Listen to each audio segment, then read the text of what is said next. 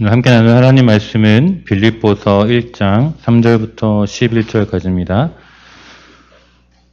신약성경 빌립보서 1장 3절부터 11절, 제가 가진 성경으로 318쪽에 있습니다.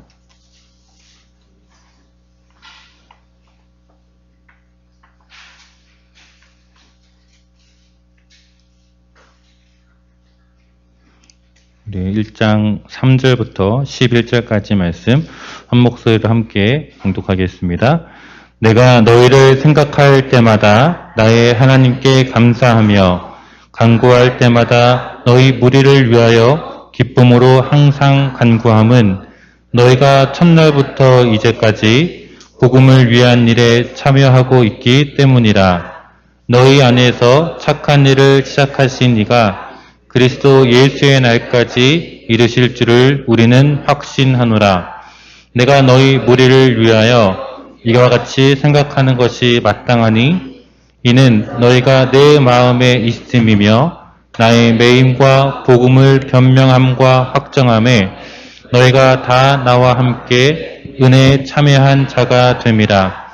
내가 예수 그리스도의 심장으로 너희 무리를 얼마나 사모하는지 하나님이 내 증인이시니라.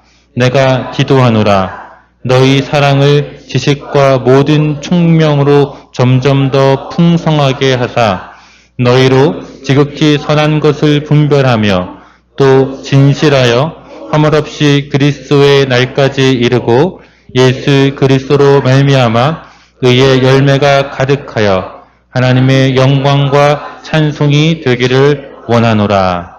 아멘. 네, 오늘 말씀은 우리 대엄교회를 심호하셨던 김현조 목사님께서 즐겁게 사는 비결이라는 제목으로 말씀을 전해주십니다. 네, 많은 은혜 받으시기 바랍니다. 예, 반갑습니다.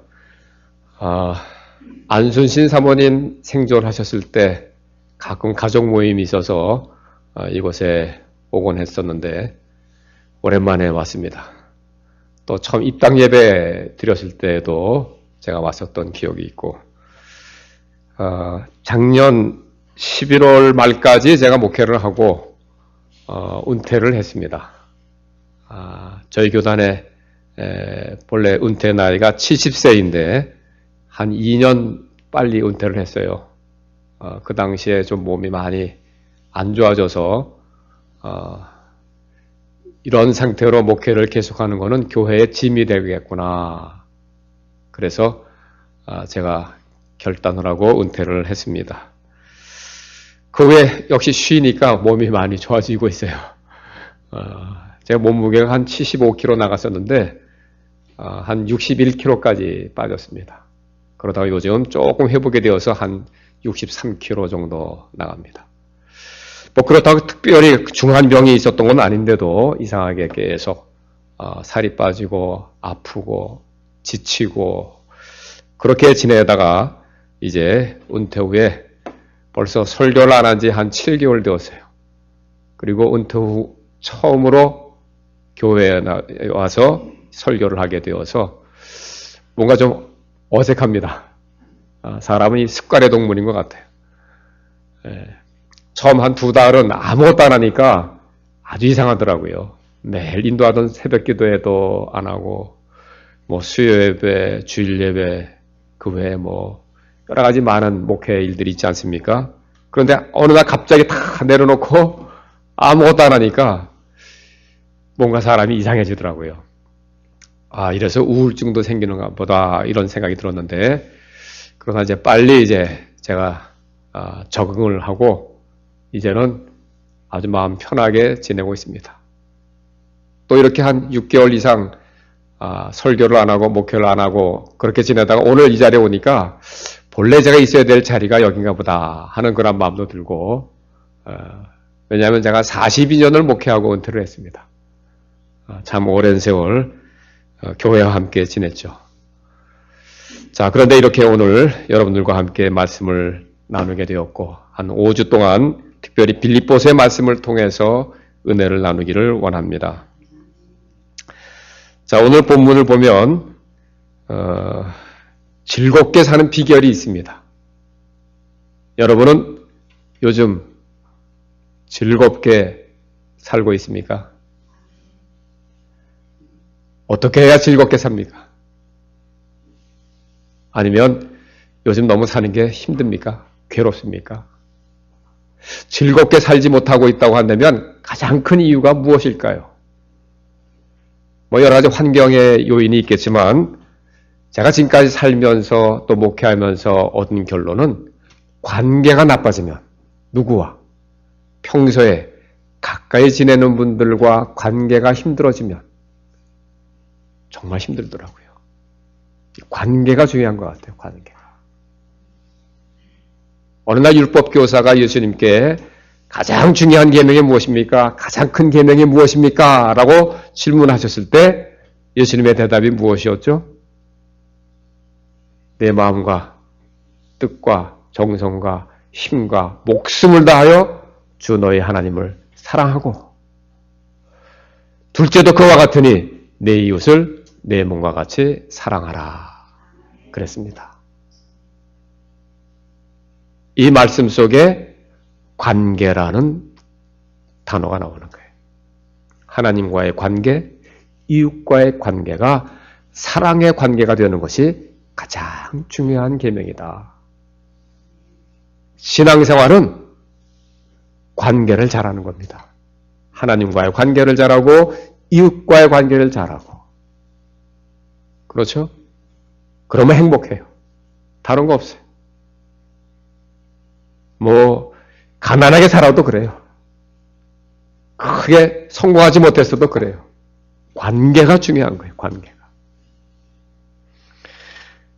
내 삶에 특별히 관계된 사람들이 있잖아요. 가까이 지내는 사람들, 늘 만날 수밖에 없는 사람들, 가족이라든지 친구라든지 친척이라든지 내 삶에 가까이 함께하고 있는 그러한 사람들과의 관계가 뒤틀어지게 되면 얼마나 괴롭습니까? 혹시 요즘 그런 문제로 힘들어하는 분들이 계시죠? 그런데 여러분 보세요. 관계가 좋으냐 나쁘냐는 무엇으로 결정이 될까요? 그 사람, 상대방에 따라서 결정되는 게 아닙니다. 그 사람이 좋은 사람이냐 나쁜 사람이냐로 결정되는 게 아니에요. 그 사람을 대하는 내 마음에 따라서 결정되는 거예요.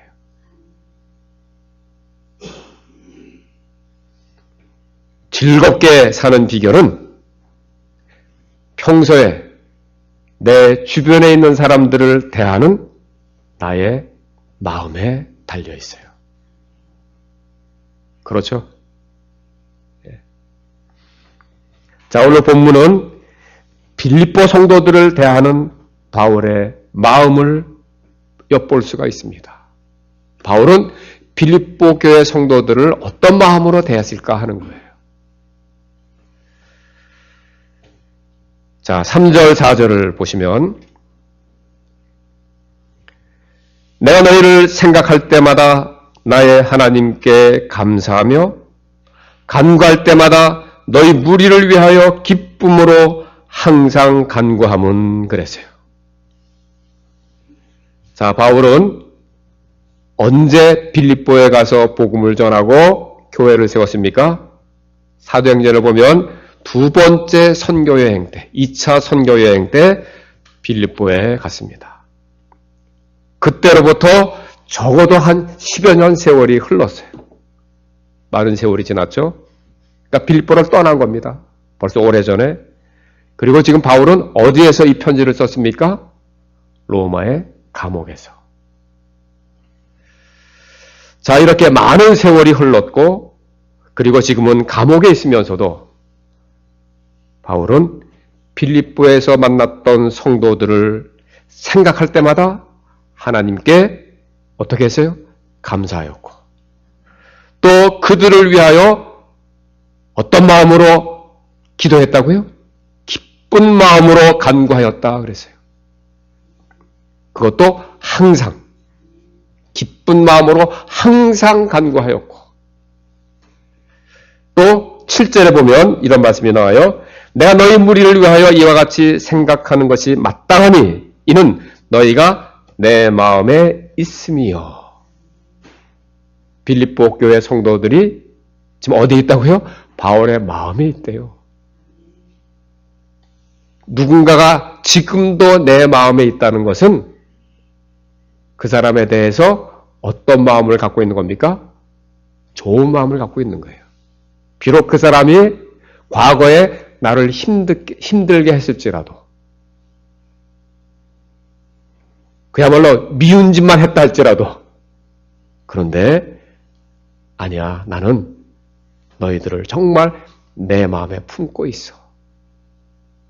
그 사람이 내 마음에 있다는 얘기는 그 사람에 대해서 충분히 이해한다는 말입니다. 다 용서했다는 말이에요. 받아들이고 있다는 얘기예요. 자, 왜 이런 말씀을 드리냐면 사도행전 16장에 보면 바울이 빌립보에서 겪었던 일들이 기록되어 있습니다. 무슨 사건이 있었습니까? 귀신 들린 여종을 고쳐주죠. 이 일로 인해서 바울은 붙잡혀갖고 매를 맞고 감옥에 갇혔어요. 그런데 안타까운 것은 그때 대부분의 빌립보 교회 성도들이 나서서 바울을 변호하지를 않았어요. 바울을 위해서 뭔가 액션, 행동을 취해야 되는데 그런 움직임이 없었어요. 얼마나 바울의 마음은 괴로웠겠습니까? 복음을 전하다가 그렇게도 성도들을 위해서 눈물로 기도하며 열정적으로 목회를 했는데 귀신 들린 여종을 고치는 일로 인해서 아무 죄가 없는데 착한 일을 했는데도 잡혀가서 매를 맞고 모욕을 당하고 수치를 당하고 고통을 당하고 그런 어려움을 당했는데도 빌립보 교회 성도들이 나서서 도와주질 않는 거예요. 결국은 빌립보에서 바울은 쫓겨나고 맙니다. 그러니까 빌립보 하게 되면 바울에게 있어서 그렇게 좋은 추억이 있겠습니까? 아니죠? 예. 그런데도 바울은 그때 빌립보에서 만났던 그 성도들을 생각할 때마다 하나님께 감사하였고 또 기쁨으로 항상 간구하였고 여전히 여러분은 내 마음에 있습니다. 빌립보 교회 성도들을 대하는 바울의 마음이 그랬기 때문에 바울은 감옥에서도 기뻐하는 거예요. 즐겁게 살았어요. 비록 몸은 아프지만, 몸은 부자의 상태에 있지만, 여러분 빌립보서 1장, 2장, 3장, 4장을 계속 읽어보십시오. 빌립보서 전체에 나타난 바울의 마음, 심정은 기쁨이 충만해 있어요. 항상 기뻐하라. 다시 말하 너니 기뻐하라 그러잖아요. 그런 기쁨이 어디서 나오는 겁니까? 물론 은혜를 받았으니까 그렇지만 평소에 만났던 사람들을 대하는 그 마음이 다른 거예요. 자, 좀 더 구체적으로 보겠습니다.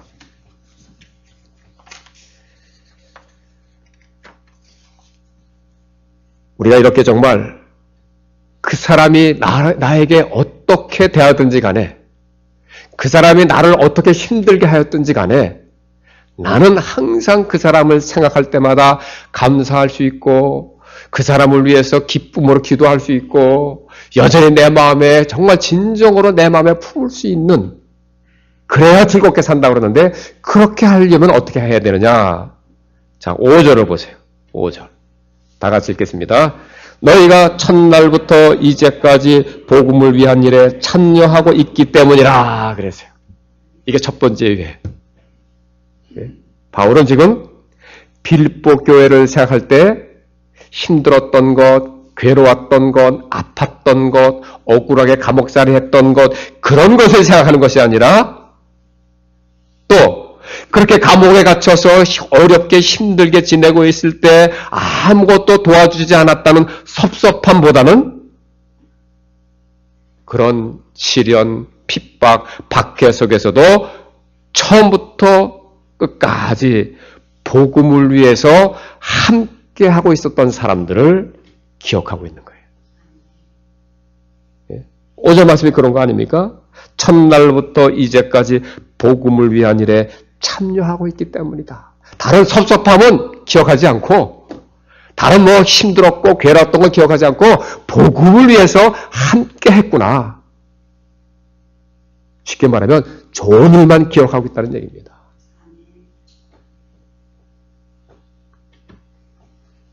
그렇습니다. 사람들을 생각할 때 감사의 마음을 가질 수 있는 것, 그리고 즐겁게 살 수 있는 것은 그분에 대해서 좋지 않은 것들은 잊어버리고 좋은 것만 기억하십시오.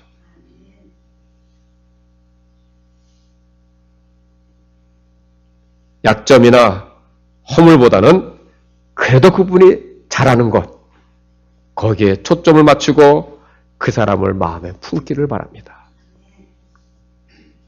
그렇게 하면 그 사람을 생각할 때마다 그때 참 그분이 이렇게 나와 함께 했구나 감사할 수 있어요. 저도 지난 42년 목회를 돌아보면서 제가 좀 글을 쓴 게 있어요. 지난 2월 달인가 기독교 사상이라는 월간 잡지가 있습니다. 기독교 사상 편집장한테서 전화가 왔어요. 은퇴하셨다는데 목회 수기를 좀 써주세요. 처음에 부담이 돼서 못한다 그랬는데 그저 편한 마음으로 쓰라고 그래서 알겠습니다 하고 이제 한 3주 동안을 기도하면서 뭘 쓰지 고민하다가 그래 뭐 다른 거 쓸 거 없고 지나간 42년 목회하면서 제가 섬겼던 교회들이 몇 군데 있는데 그때 교회에서 만났던 분들의 그런 좋은 추억들을 써보자. 그런 마음이 들면서 이제 정리를 했어요. 참 많은 분들이 그동안 제 목회 여정에 만나고 했지만 사실 어떻게 보면 힘들게 했던 분들이 참 많았던 것 같아요.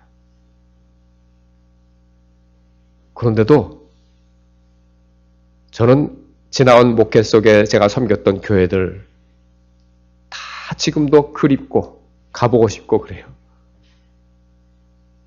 그리고 그분들을 만나고 싶어요. 저를 정말 힘들게 했던 그런 분들일지라도 지금 그분들이 어디에서 무엇을 하고 있을까 보고 싶은 거예요. 왜 그런 마음이 들었을까요? 좋았던 것들을 자꾸 생각해 보니까, 좋은 추억들을 되새겨 보니까 힘들었던 거는 잊어버리고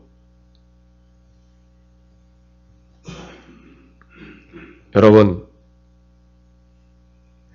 아무리 나를 힘들게 한 사람일지라도 아무 좋은 촉이 없어.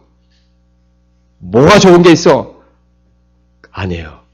그래도 또 기도하면서 생각해보면 그에게도 하나님께서 나와 함께하도록 하셨던 좋은 추억들이 생각납니다.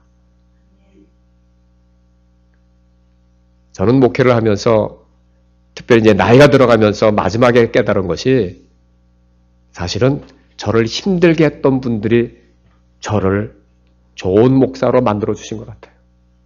그분들이 있었기 때문에 제가 더 기도할 수 있었고 더 겸손하게 엎드릴 수 있었어요.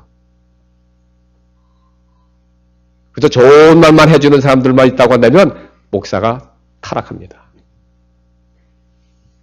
쓴소리 하는 분들이 있기 때문에 정신은 차리는 거예요. 이러면 안 되지. 내가 뭔가 부족함이 있으니까 하나님께서 저분을 통해서 저런 말을 듣게 하시는 건가? 이게 정상 아닙니까? 그렇게 받아들여요. 그래서 제가 은퇴하고 나서 보니까 이제 그 원고 부탁받고 글을 쓰려고 이제 쫙 옛날을 돌이켜 볼 때 그분들이 나에게는 참 귀한 분들이구나. 정말 하나님께서 그때 좋은 사람들을 만나게 하신 거구나. 이런 고백을 하게 되었어요. 여러분 꼭 부탁을 드립니다. 그저 좋은 것만 기억하십시오. 바울처럼 그래도 그분들이 복음을 위해서 이렇게 나와 함께 이 수고에 동참해 주었는데 그 핍박 속에서 조금 내 마음에 섭섭함이 있었던 거 그거 먼저 앞세우다 보면 그 복음을 위해서 동참하셨다고 하는 그분들의 헌신이 퇴색되는 거예요. 내 인간적인 섭섭함 이게 중요합니까? 하나님의 나라를 위해서 복음을 위해서 수고하는 그 헌신이 더 귀중한 거 아닙니까?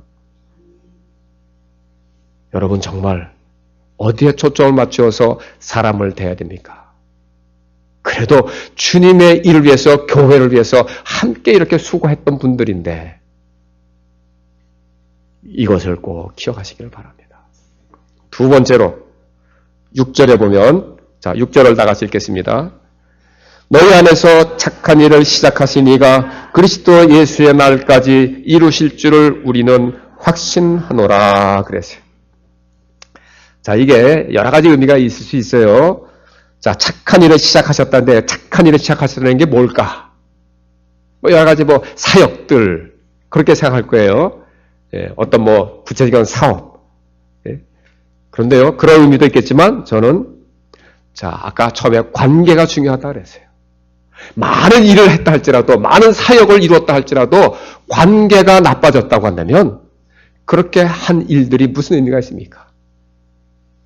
목사님이 열심히 목회해서 교회를 크게 부흥을 했어요. 몇백 명이 모이는 교회가 되었는데 그러는 가운데 성도들과의 관계는 점점 나빠졌다. 교회가 부흥한 게 무슨 의미가 있습니까? 그래서 저는 여기서 너희 안에서 착한 일을 시작하신 이건 분명히 누구죠? 하나님이시죠. 하나님이 우리를 불러서 교회를 이루게 하셨어요. 하나님께서 우리 믿음의 사람들을 통해서 하나님의 뜻을 이루어가게 하시는데 여기서 구체적으로 범위를 좁혀본다면 착한 일을 시작하셨다는 얘기는 우리의 관계를 좋은 관계로 만들어 가신다는 얘기입니다. 성도의 관계, 서로 섬기는 관계, 서로 위해서 기도해주고 아껴주고 서로 헌신하는 관계, 그런 관계를 만들어가는 것이 교회 아닙니까? 그런데 같이 지내다 보면 서로 모난 부분들이 보이기 시작하잖아요. 목사에게도 부족한 모습이 드러나게 되면 성도들이 실망하잖아요. 아니 목사님이 그래? 그럴 수 있는 거 아닙니까?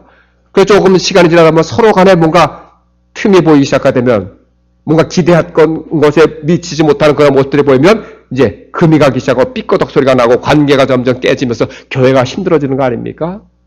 그러나 여러분 다시 생각해 보시죠. 처음 이 교회를 시작하신 분이 누구입니까? 말로만 하나님이 시작하셨다고 그러지 마십시오. 진짜 이 말씀 그대로 너희 안에서 착한 일을 시작하신 분이 하나님이십니다. 이 교회를 시작하신 분이 하나님이에요. 우리의 만남을 하나님께서 이루어주셨고 우리의 관계를 하나님이 시작하셨고 우리의 관계 속에 하나님의 뜻을 이루어나가도록 교회를 지금 세워나가고 계시는데 그렇게 지내다가 서로 부족한 모습이 보인다고 왜 힘들어하고 미워하고 서로 등을 지고 삽니까? 우리의 만남, 우리의 관계를 누가 시작하셨는데 하나님이 시작하셨는데 그다음 뭐라 그랬어요? 시작하신 이가 그리스도 예수의 날까지 이루실 줄을 우리는 확신하노라. 비록 우리의 과정 속에 주님이 오시는 날까지 교회 안에 많은 문제가 있습니다. 어려움이 있습니다. 아픔이 있습니다. 그러나 이 교회를 하나님이 시작하셨다면 주님 오시는 그날까지 우리의 관계를 온전한 관계로 이루실 줄로 믿습니다. 이 확신을 바울은 가졌기 때문에 비록 자기가 어려움을 당할 때 성도들이 자기를 돌보아 주지 않은 섭섭함이 있었지만 그게 중요한 게 아니에요. 우리의 만남, 내가 빌립보까지 와서 이 복음을 전해서 저들과 함께 교회를 세우고 이렇게 성도의 관계를 맺게 해주신 분이 하나님이신데 비록 지금은 좀 부족한 모습이 보인다 할지라도 시작하신 분이 하나님이시면 완성도 하나님이 하실 줄 믿습니다. 이 믿음이 확실하니까 바울은 또 인내하고 기다리는 거예요. 예? 그렇지 않습니까? 그게 사랑이죠. 우리가 자식을 낳아 키울 때 그런 마음 아닙니까? 아기 때는 몰랐지만 좀 커다 보면 기대에 못 미치는 모습들이 보이잖아요, 자식들이. 그렇다고 내가 낳은 자식인데 내쳐버립니까? 에이, 이건 틀렸다, 싹시 놀았다, 버립니까? 끝까지 같이 품고 기도하고 눈물로 키우는 거 아닙니까?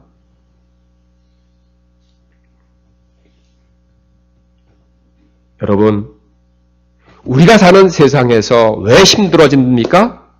관계가 힘들기 때문에 그런 거예요, 관계가. 왜 관계가 힘들어집니까? 서로에게 상처를 주는 말을 얼마나 많이 합니까?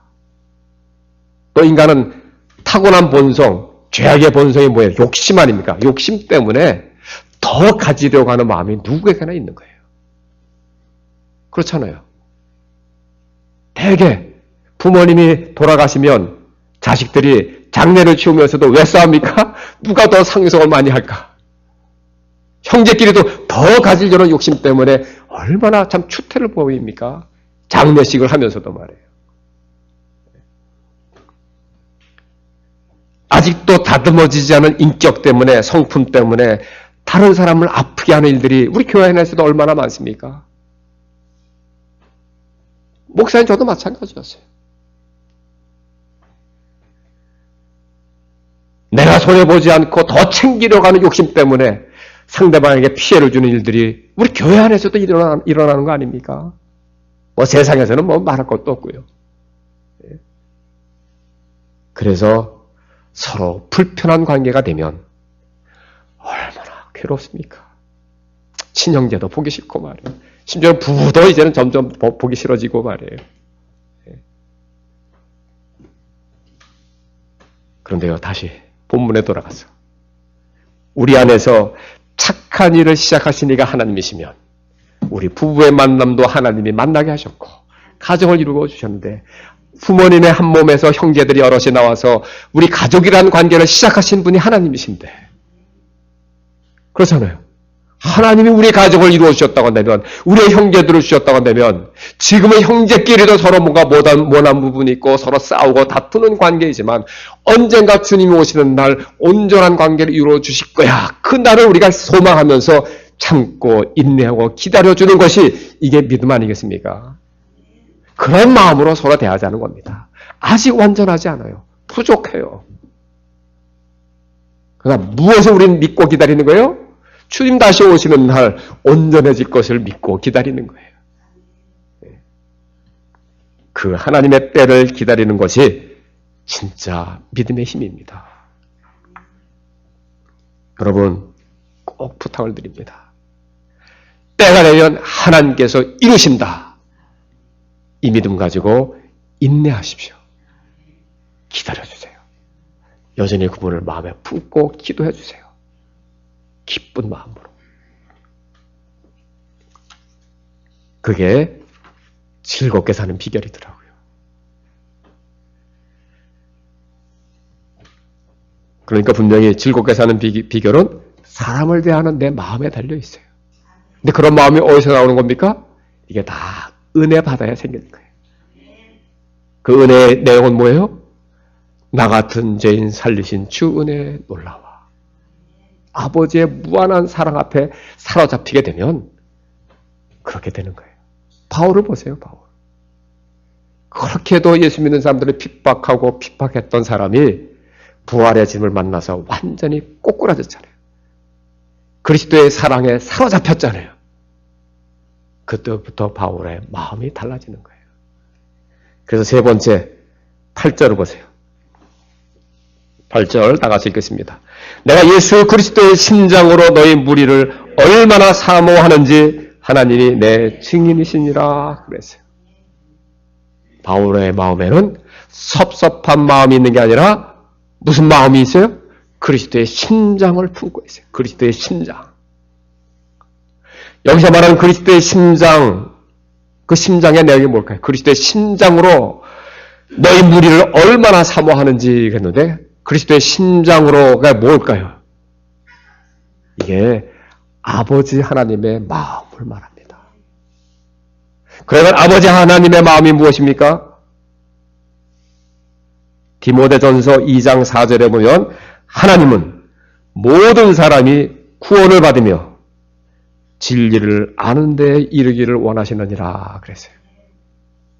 모든 사람이 구원받기를 원하시는 게 아버지 하나님의 마음이세요. 그래서 우리 주님은 그 아버지의 마음을 품고 세상에 오셔서 아무 죄가 없으신 분이 모든 사람을 구원하시기 위하여 스스로 십자가의 고난을 받으신 거 아닙니까? 바울은 처음에는 그러한 주님을 몰랐어요. 오히려 바울은 예수님을 이단으로 생각했습니다. 율법에 반대되는 사람으로 생각했어요. 그러나 부활의 주님이 바울아, 사울아, 사울아 불러주셨잖아요. 그래서 결국은 바울은 주님이 이렇게까지 나를 사랑하시는구나. 내가 죄인 중에 괴수인데. 그때부터 바울의 마음에 품은 소원이 무엇이겠어요? 나도 주님처럼 아버지 하나님의 마음을 이루어드리기 위해서 살자.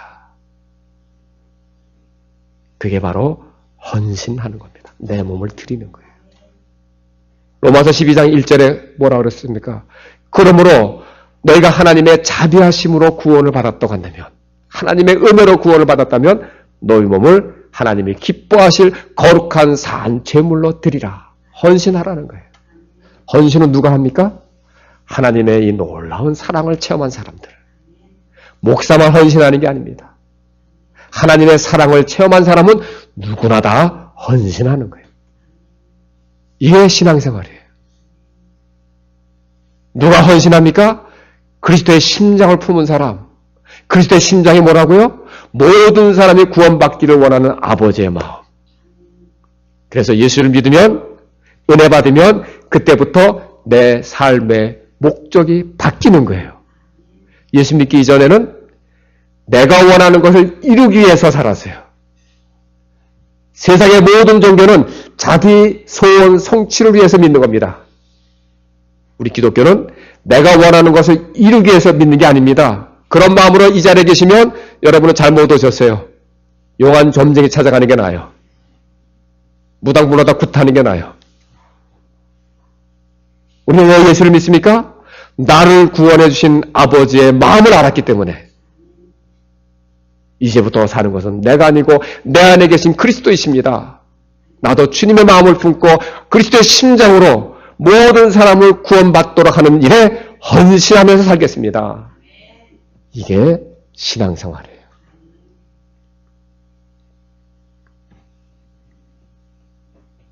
사랑하는 늘푸른교회 성도 여러분, 여러분 마음에도 끊임없이 그리스도의 심장을 마음에 가지세요. 한 생명을 구원하는 일에 헌신하는 마음을 품으라는 얘기입니다. 오늘 제가 일찍 와서 어린이들 예배 드리는 걸 뒤에 앉아서 봤는데 얼마나 기쁘고 감사한지요. 얼마나 귀한 생명들입니까? 예? 제가 오면서 이상난 전도사님과 그런 얘기를 나눴어요. 제가 은퇴하고 나니까 저도 이제 할아버지예요. 제가 손자가 몇 명일까요? 손자가 4명, 손녀가 2, 6명입니다. 예. 큰아들은 손녀 2 낳고, 둘째 아들이 아들 셋 키우다가 얼마 전에 딸을 낳았어요. 아주 애국자예요. 그래서 어쨌든 6명의 손녀를 거느렸는데요. 제가 은퇴하고 나니까 아무것도 없는 거예요, 진짜. 아무것도. 뭐 거처할 집도 없어요, 저는. 그럼 집 어디서 살까요? 장모님 덕분에 삽니다. 장모님 모시고. 저 장모님 금년 100 쓰세요. 장모님 천국 가실 때까지 거기서 모시고 살면 돼요. 근데 건강하세요. 저보다 더 오래 사실 것 같아요. 아주 건강하세요. 지금도 뭐 시간만 나면 성경 읽으시고 기도도 얼마나 힘차게 기도하시는지.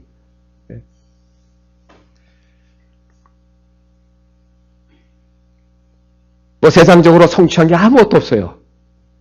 뭐 누구처럼 빌딩을 마련한 것도 없고 뭐 은행에 잔고가 몇 천만 원 몇 억이 있는 것도 아니고 근데 그날 살기 바쁜데 아무것도 이루는 게 없어요. 아무것도. 그런데 정말 마음에 감사하고 기쁘고 즐거운 게 뭔가요? 손자 손녀들 신앙생활하는 거 보니까 너무 기쁜 거예요. 얼마나 신앙생활을 열심히 하는지요. 며느리들이 좋은 거예요. 그러니까 며느리들의 믿음이. 그게 최고의 복이더라고요. 아이들이 부르는 노래 있잖아요. 돈으로도 못 가요, 하나님 나라. 그렇잖아요. 돈으로 못 가요. 오직 믿음으로만 가는 게 하나님 나라인데. 세상에서 뭐 부유하게 살다 할지라도, 크게 성공했다 할지라도 믿음이 없으면 그 인생 꽝이잖아요, 꽝.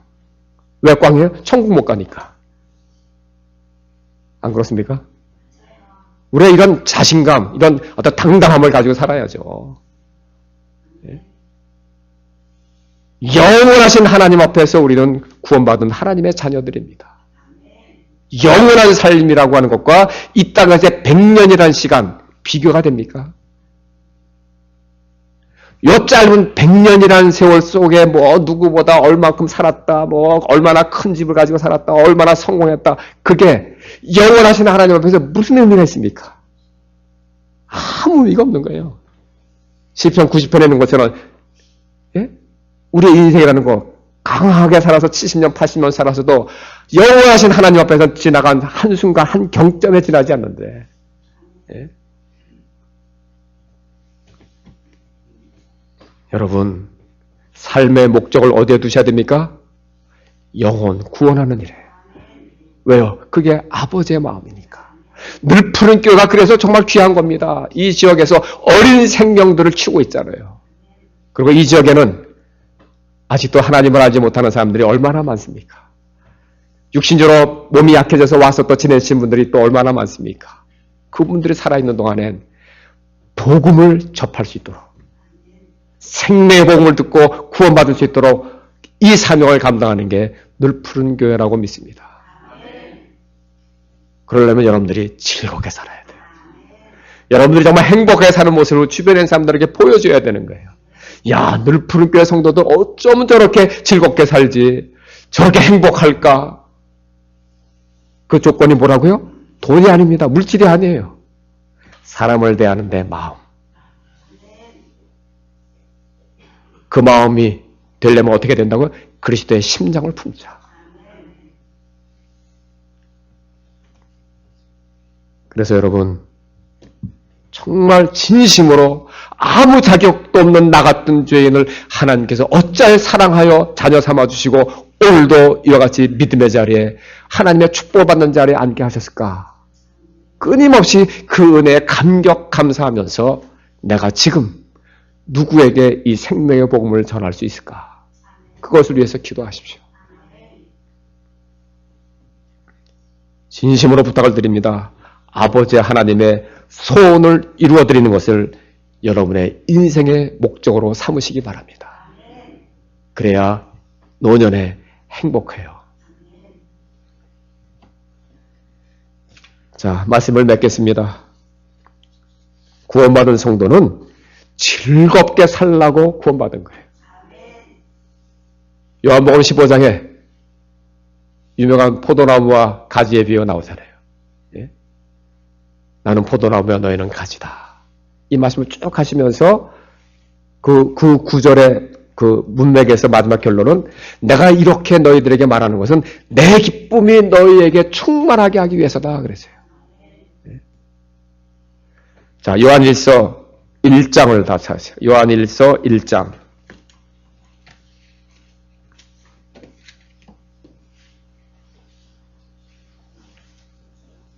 요한일서 1장 1절부터 4절까지 요한일서, 이게 제가 가진 성경은 아마 388쪽 되겠습니다. 1절에서 4절까지 다 같이 읽겠습니다. 태초부터 있는 생명의 말씀에 관하여는 우리가 들은 바요, 눈으로 본 바요, 자세히 보고 우리의 손으로 만진 바라.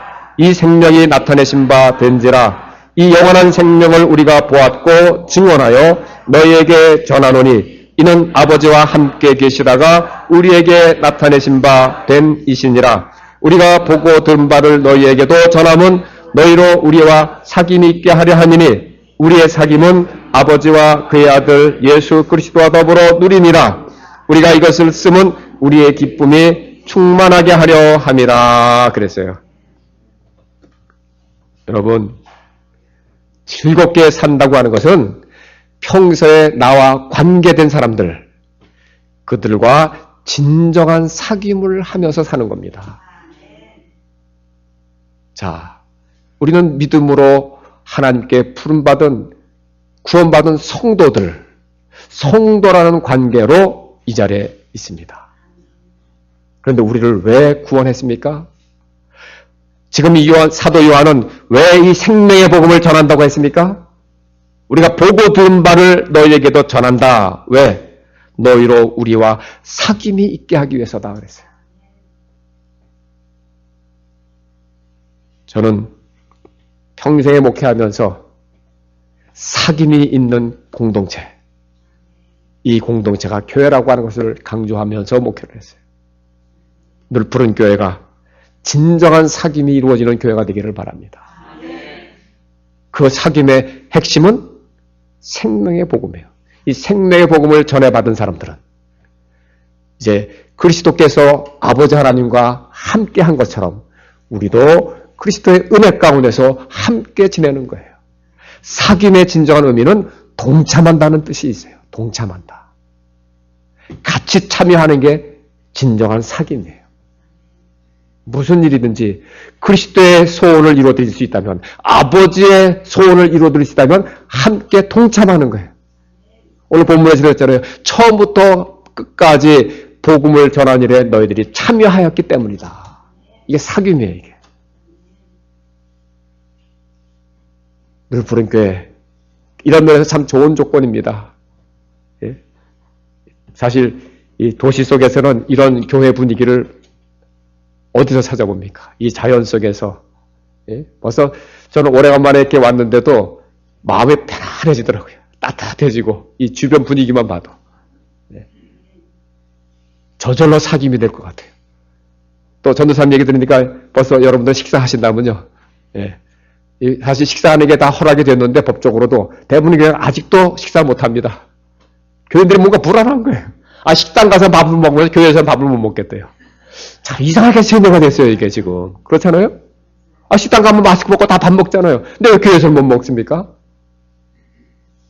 하여간 교회가 마치 코로나의 원상처럼 하도 정부에서 떠드는 바람에 이상하게 다 세뇌가 됐어요, 지금. 그런데 늘 푸른 교회는 벌써 밥을 먹는데요. 얼마나 좋은 사귐입니까? 사실 코로나 때 힘든 게 뭡니까? 예배 끝나고 사귐이 안 되니까 교회하는 것 같지 않잖아요. 그렇게 2년을 지나다 보니까요, 대부분의 교회가 교인들이 많이 떠났어요. 교회 나갈 의미를 못 찾는 거예요. 그저 뭐 집에서 온라인 텔레비로 보지 뭐. 실제로 텔레비전으로 예배 끝까지 드리는 사람이 몇 명이나 되겠어요? 대부분 녹화한 거나 보지. 그래서 사실 제가 오늘 올 때 전철 타고 왔습니다. 요즘 토요일 주일날 제가 이제 평내에 살잖아요. 이 평내에서 이쪽 마서 이쪽으로 나오는 길이 엄청 밀립니다. 뭐 어마어마하게 밀려요. 여러분들 모르실 거예요. 네? 그래서 제가 운전하고 올 자신이 없어요. 언제 길이 막혀가지고 어떻게 될지 모르니까 예배 시간 늦으면 어떡합니까? 그래서 안전하게 제가 전철 타고 가겠습니다 하고 부탁을 드렸어요. 그래서 전도사님이 역까지 저를 마중 나오시었는데 다음 주에도 그럴 거예요. 예. 하여간 이런 좋은 환경에서 여러분들이 신앙을 생활하는 거 감사하십시오. 늘 푸른 교회, 행복하게 사는 성도들로 모인 교회다. 이런 소문이 나기를 간절히 축원합니다. 기도하십시다. 아버지 하나님, 감사합니다. 정말 우리의 삶이 다하는 그날까지 그리스도 안에서 참된 사귐을 이루라고 우리를 거룩한 백성 성도로 불러주셨는데 서로를 대할 때에 좋은 것을 기억하게 하시고 또한 주님께서 반드시 우리를 온전한 사람으로 만들어 주신다는 확신을 가지고 끝까지 인내하며 기다려주며 끝까지 그를 위해서 마음에 품고 기도하면서 섬길 수 있는 우리 늘 푸른 교회 성도들 되게 하여 주시고 그런 말미암아 언제나 기쁨이 넘치고 감사가 넘치고 늘 찬송과 그리고 모든 사람들 앞에 하나님의 사랑을 베푸는 아름답고 복된 교회가 될 수 있도록 축복해 주시옵소서. 예수 그리스도로 기도합나이다. 아멘.